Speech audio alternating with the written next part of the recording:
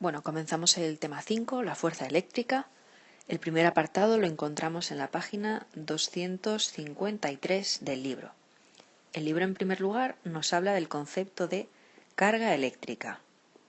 Todas sabéis que la materia está compuesta por pequeños átomos que, según los modelos atómicos que nos contamos, tienen en su interior, en el núcleo, protones, partículas cargadas positivamente, neutrones, partículas neutras sin carga eléctrica, y en su exterior tienen los electrones en sus espines, etcétera, etcétera, que son partículas de carga negativa.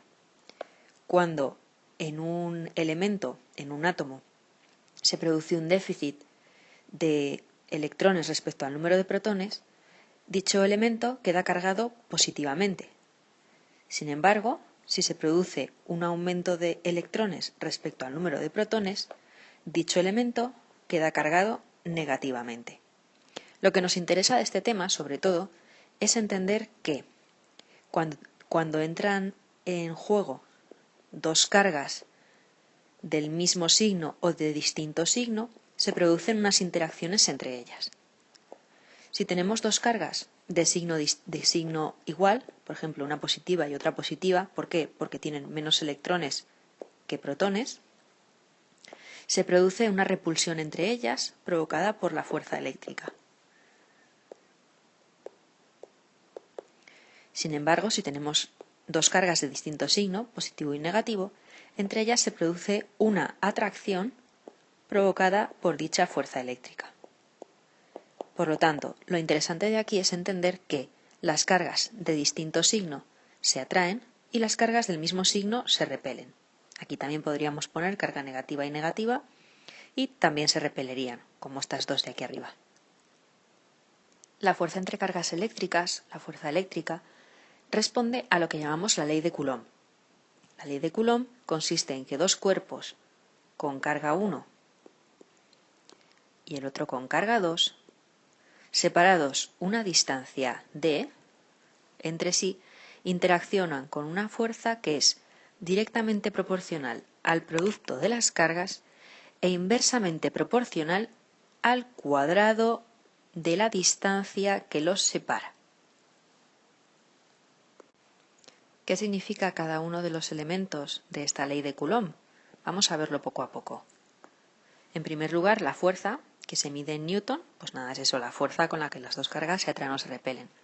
Q1 y Q2, que se miden en coulombios, es el valor de la carga de cada uno de los elementos. D, la distancia en metros, esto es muy importante porque aquí aparecerán a veces distancias en milímetros que debemos pasar a metros, distancia en metros entre las dos cargas eléctricas, y lo que es interesante aquí es el valor K. La K es una constante que, atención, depende del medio en el que nos encontremos. Así como la G mayúscula tenía el valor de 6,67 10 a la menos 11 y decíamos que era universal, la K en el vacío, que es la que habitualmente utilizamos, va a ser 9 por 10 a la 9 newton metro cuadrado partido coulombio al cuadrado. Por último, en la fórmula nos aparece aquí un vector unitario que simplemente nos indica que la fuerza va a ser un vector al que tenemos que darle dirección y sentido.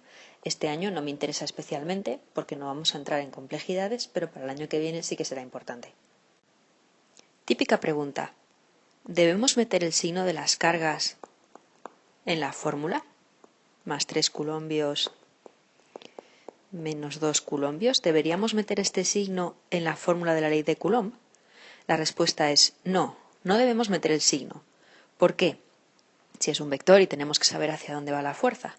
Muy sencillo, porque lo que haremos habitualmente será deducir hacia dónde va a ir la fuerza en función de las cargas que tengamos. Si tenemos una carga negativa y una positiva,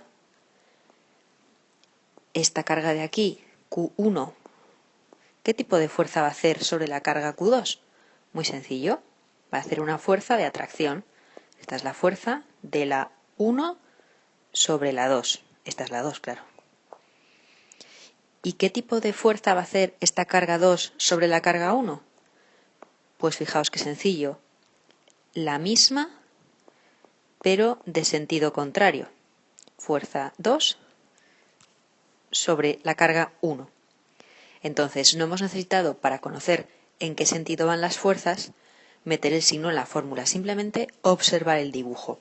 Eso es lo que haremos este año. Por eso, cuando metemos los valores en la fuerza eléctrica, nunca metemos el signo de la carga, ¿de acuerdo? Esto es muy importante. A ver. Otro detalle importante son las unidades en las que nos van a aparecer las cargas. Hemos dicho que la unidad de carga, la unidad básica del sistema internacional es el culombio, C mayúscula. Sin embargo, el culombio es una unidad un poco grande y es habitual que nos aparezcan submúltiplos del culombio. Los más habituales son el microculombio, que equivale a 10 a la menos 6 culombios, y el nanoculombio, que equivale a 10 a la menos 9 culombios. Es posible que haya algún ejercicio en el que aparezcan los miliculombios, pero ya sabemos que el prefijo mili significa 10 a la menos 3 culombios, como en milímetros 10 a la menos 3 metros. Se pueden hacer, para afianzar este tema, el ejercicio 6 de esta misma página y los ejercicios del final del libro que aparecen en el documento.